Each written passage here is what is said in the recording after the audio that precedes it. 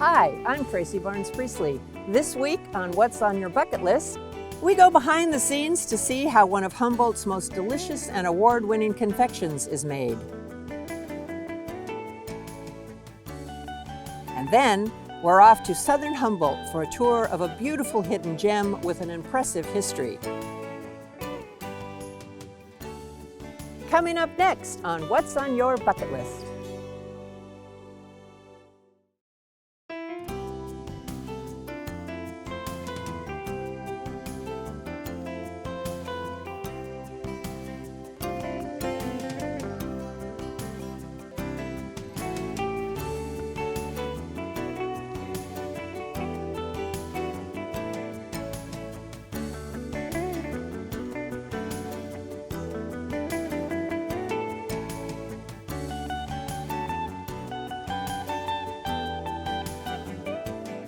I met my first guest at a very special place in Eureka.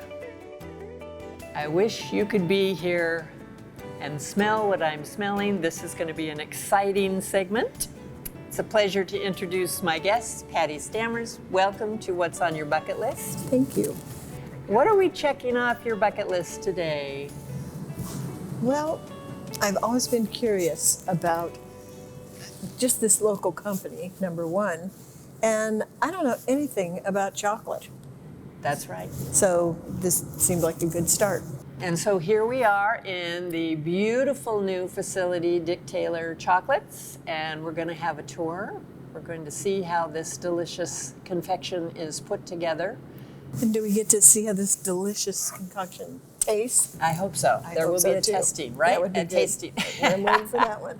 I'm always curious about why people apply to be on the show. What was it for you? I read an article about you in the paper, and I just like the idea of, introducing things to people they really want to see, but don't have access to, Yes. or never thought they could ever possibly get in there. And we've sure discovered in the course of this program how many amazing things we have right here in Humboldt. Boy, no kidding. Yeah. That's why it was so hard to pick. You're the kind of person that when you want to do something, you do it. Was that inaccurate? Yes. Okay. Not everybody's pleased with that. But, and I've done a lot of different things, and it seems like about every 10 years I kind of reinvent myself. And so I enjoyed my life. You've just always had that natural curiosity, that inquisitive? No, not until I left home. And then nobody was watching me every minute. So. And so it got you here to Dick Taylor Chocolates, and we're going to have a tour. It's starting to smell really good in here, too. It is. All right, so are you ready to go take the tour? Yes, I am. All right, let's go. Next, I spoke with Dustin Taylor, who, along with Adam Dick, are the creative men behind this thriving enterprise. These two enthusiastic entrepreneurs first became friends in college. They eventually became finished carpenters and enjoyed building furniture and boats. But in 2010, they happened to watch a video on chocolate making, and the two were instantly intrigued. Their interest would eventually evolve into what is now an internationally successful business. So it all just kind of started as this hobby, not thinking grand plans of business or anything like that. It's just, how do you have bees in your backyard to have honey, and you have chickens to lay eggs, and you make chocolate in your kitchen. And so that's just kind of how it started, and just happened to be at that time in this industry where there's very few chocolate makers in the U.S., definitely not in Humboldt County. So to have a chocolate bar that was made out of 2 ingredients, just cacao and cane sugar, just kind of blew our mind, and it was this new thing, and that's kind of what started. It really exploded. The process of making chocolate is actually very similar to carpentry. So chocolate making, although it's a viscous material versus a board that's more hard, it's very similar where you're processing a progression. Yes. Exactly. I'm setting up these steps to run it, all that material through in that process. I'm going to another machine, setting up all the steps, just like you'd set up a jig to run a piece on a board or something like that. Right. And then much like building boats and stuff where you really have to have a hands-on approach, there's machines, but you're also using your skill as a craftsman to really be able to fine-tune those ingredients. Thank you so much for the background. I think we're ready to get Patty on a tour. You ready for us? I'm ready. Let's show you around. Thank you. Oh, yeah. Hey, Dustin. Hi, this is Patty Stammers. Patty, this is Patty, Dustin. welcome to Dick Taylor Chocolate. We began our much anticipated tour by first Yes, donning lovely. very attractive hairnets. What I do for KEET. And what I do for chocolate. What's our first step? Our first step, we got to start with our raw ingredient of cocoa beans.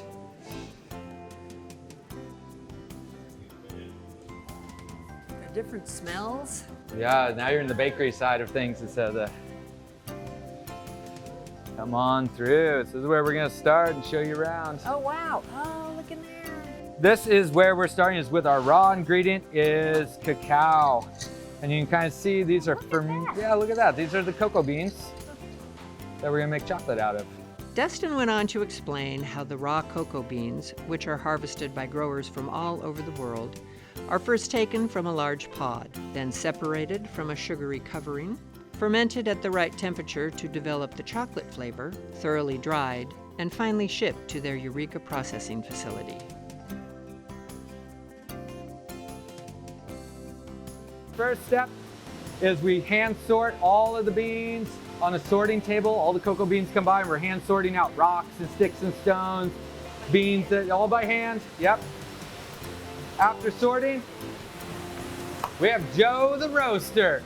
The beans are roasted using two machines from the early 1900s that Dustin and Adam restored. This kind of repurposing of machinery is part of their success. After roasting, Dustin explained the shells are cracked to separate them from the bean. He had us try one. This we can taste. This is a fresh, warmly roasted cocoa bean. So what you're gonna do is you're gonna kind of crack that shell that's on the outside of that, and then inside is the center part of the bean. So you can take one of those, and yeah, you see there's that papery thin part that's on there. You get rid of that, and the inside is a freshly roasted cocoa bean that's gonna be, Yeah, it's a little, you can kind of crush it. There you go, you're getting that stuff off there. You just toss the shell on the floor. We make a mess here, but kind of, there you go, you got that cocoa bean. At this point, husks and beans are crushed, and then everything is poured into a winnowing machine to further separate the lighter shells from the beans, which are then broken into much smaller pieces of pure chocolate called nibs. In a good day, we're ending up with about 400 pounds of yielded nib out of here. All right, yeah, take in the smells. Welcome, there's a lot happening in this room this time. So the first step, you saw we made the cocoa nibs, and we roasted them. Now we need to grind them and refine them. That happens in this first hammer mill. And then what we're left with Oh my gosh, look at that. is ground liquor. So the cocoa nib, the cocoa bean is roughly 50% cocoa butter, and the rest cocoa solids, cocoa powder. And so when you grind that, just like nuts turn into, nut oil is released, turns to peanut butter, turns into a liquid. But you can see, still in the light, it's kind of gritty. You can see there's a grit and a texture to it. So it's just been roughly refined. Now we need to further refine that. The liquor is then put into yet another repurposed machine, the ball mill, where it is refined for 8 hours until it is finally incredibly smooth. We're now going to refine the sugar. Okay. And so to refine the sugar, we need to be able to have it flow through there. So we add part of the liquor. So all the liquor's been refined. We take some of the liquor, put it in a big mixer on the other side, and mix the amount of sugar that's going to be in the batch. And then we do basically a 50-50 blend of sugar to liquor. Next, everything is run through a machine called a roll refiner. And we go through this machine 3 times. Each time we tighten it up. So all the material 3 times, takes all day to go through this machine. So then what we're getting is what's called chocolate flake. And it's this dry texture. It's really warm, but you can see it's like the consistency of Play-Doh. It's not like melted chocolate like you think. Yeah. This is gonna be really sweet. It's half sugar, half cocoa liquor.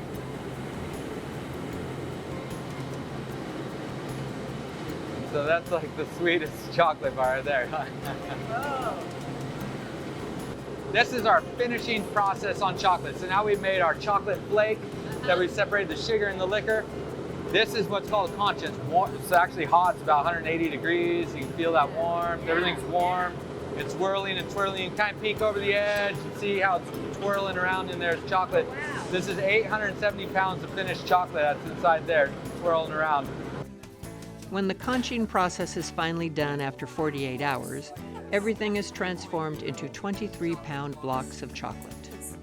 Yeah, so it's dry and white and ashen. It's just like it's untempered chocolate. Now we have to turn that untempered chocolate, like you saw it, into finished chocolate bars that have that nice sheen and snap and everything's going on. We just finished a big molding run yesterday, so everything, you can see what a mess chocolate can be too. It's chocolate everywhere. But to then make the chocolate, we need to temper it. And so we melt all that chocolate out. And this is a very, very finicky process of heating up the chocolate to about 108 degrees, slowly cooling it down to about 86 degrees, and heating it back up to around 90 degrees. And a half a degree makes a big difference. It's crazy how like little minor tweaks will either make the chocolate hazy on the back, or it'll be too thick and over tempered. It's that fussy. It's that fussy. After the individual chocolate bars are molded, they are fully chilled.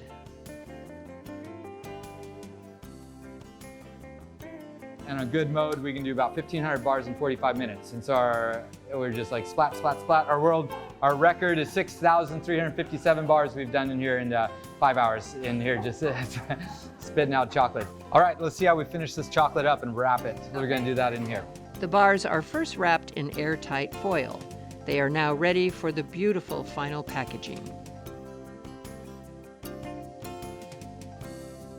And then we take our chocolate bars, load those inside, we stick it on the back, and then we'll have different labels that are made up for it, and we put the label on the back all by hand.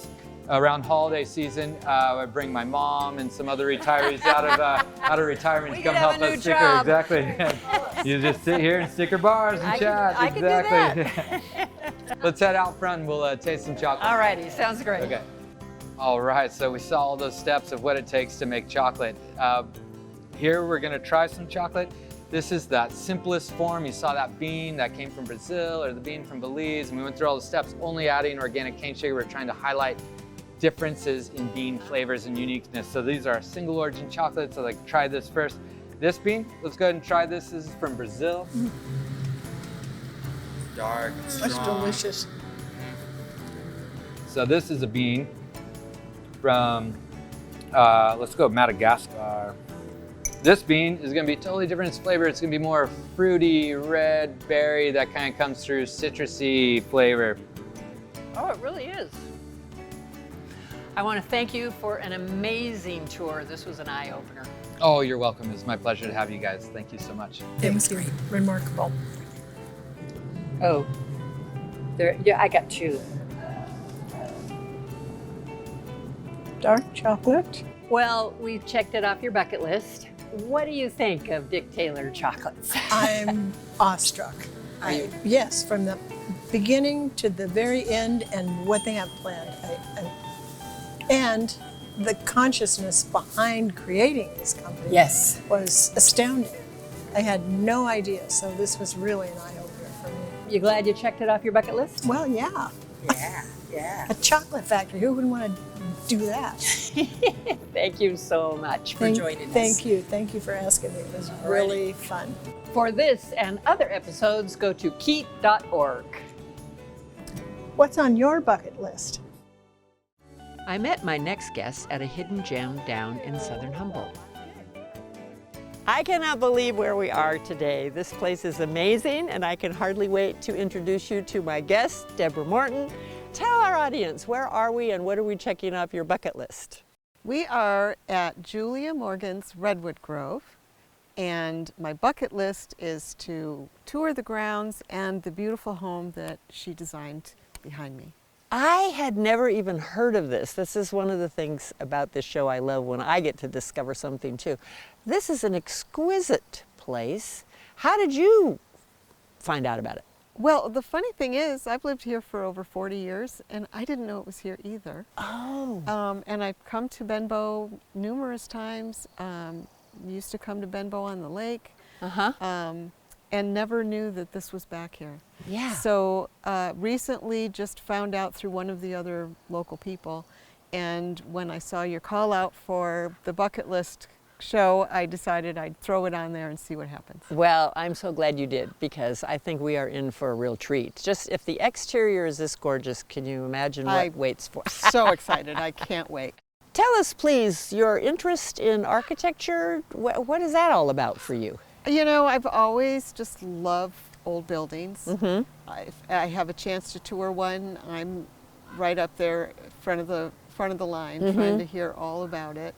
I started buying homes when I was quite young. I bought my first property when I was 19, and then just would fix them up and resell them. And so was able to, you know, make a nice little business out of it. And you were part of that rehab process? Yes. In the trenches with the hammer? I mean, you did I it. was mostly design. Okay. Yeah, and then I would hire the hard work. But when I was younger, I was definitely all part of it. I actually built my own home. You did? Yeah. You did? Yes.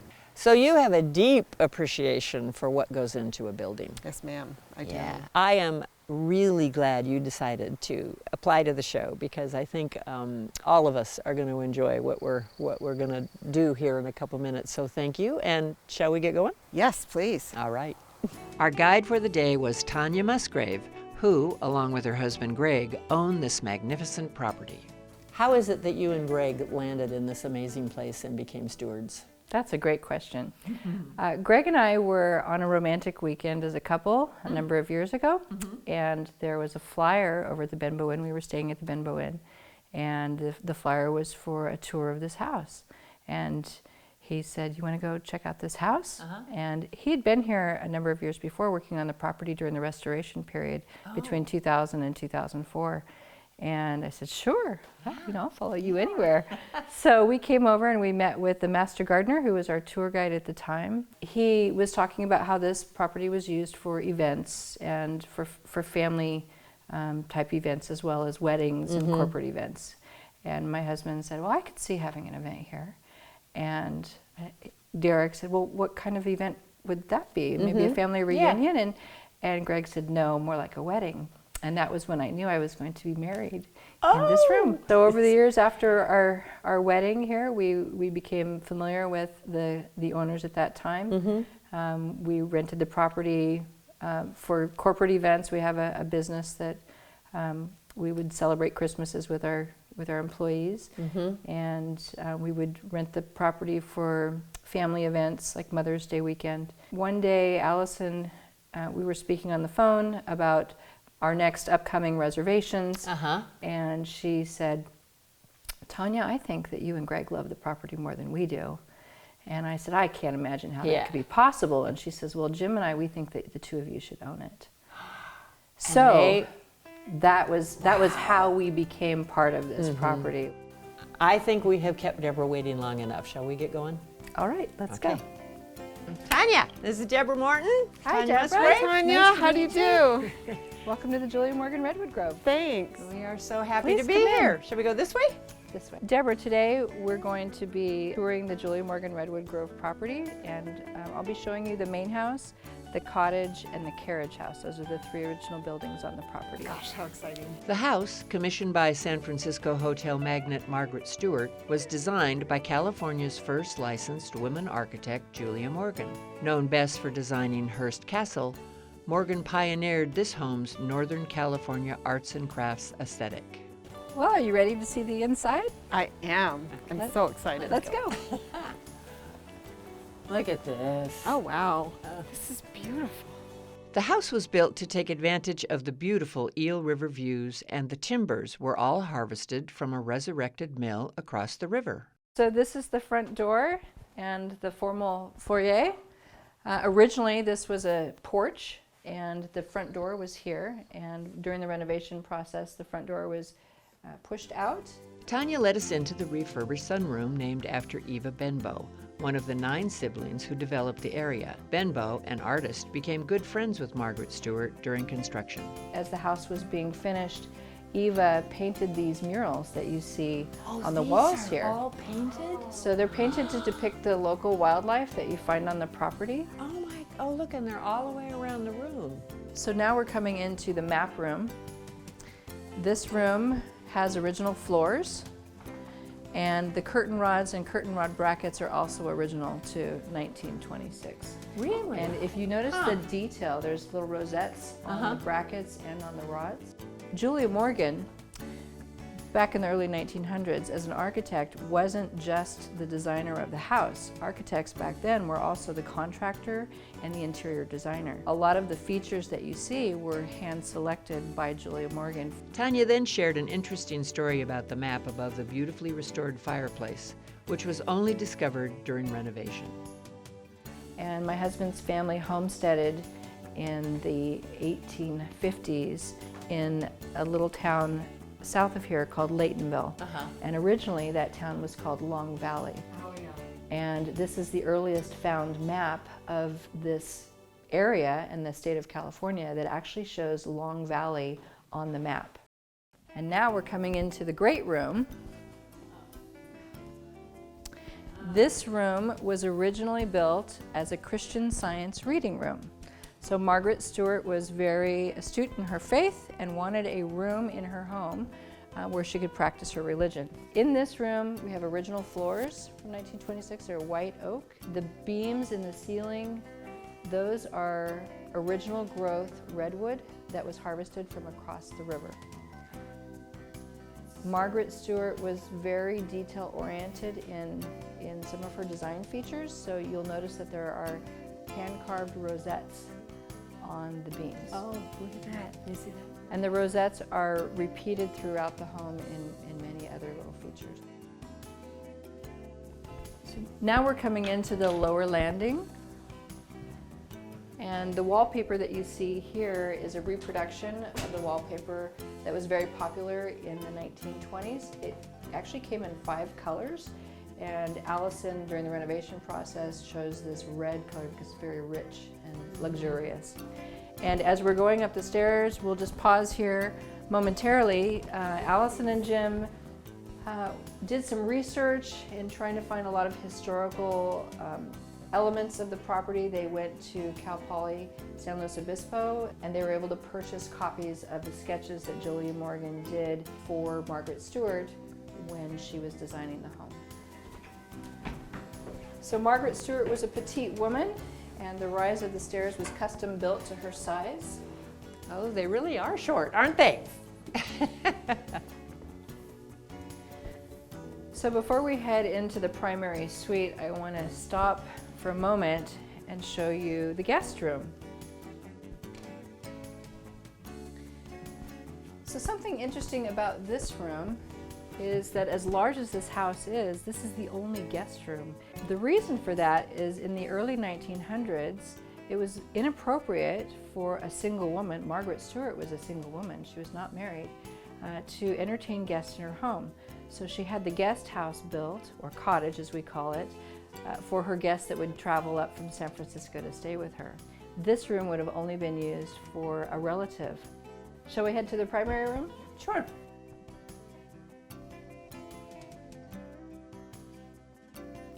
And now we're entering the primary suite. Oh my gosh, look at this. Oh, look at that, Deborah.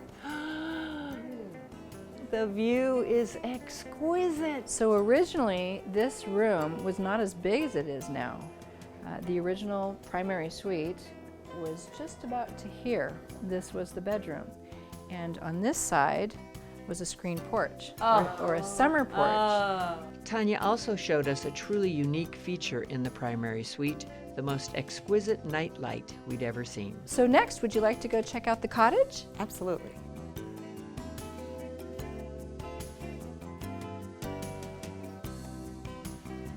So this is the cottage that Margaret Stewart's guests would have stayed in when they came to visit from the Bay Area.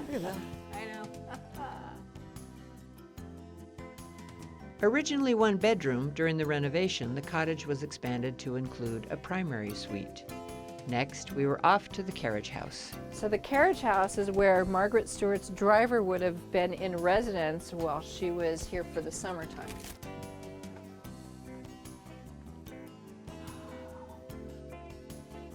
Oh, that's cute. The carriage house has many original features, including a clawfoot tub and kitchen counters. Oh, look at that. Oh, that's wonderful, isn't it, Deborah? Oh, yeah. Oh, this is really cute.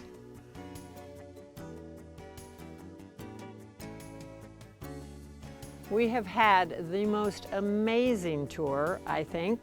But more importantly, what do you think, Deborah? We've checked it off your bucket list. Yes, you did, and I feel very grateful. This place is Southern Humboldt's best kept secret. I agree. I'm hoping that we've let the secret out of the box for you. Well, You've been so generous, thank you. It's been a pleasure having you, and we really hope that you'll come back and have another tour. I will, absolutely. Did you have a favorite spot of all of the places we've seen? I think the Grand Room was my favorite spot. It was just so beautiful in there, and I loved the big window and, you know, with the leaded glass and all the intricate work with the chandeliers, and that was really my favorite part, I think. I'm glad you enjoyed it. I did. I 100% enjoyed myself today. Thank you. You glad you checked it off your bucket list? I'm definitely glad I checked it off my bucket list, but I'll be back. Good to hear. Okay. To watch this and other episodes, go to KEET.org. What's on your bucket list?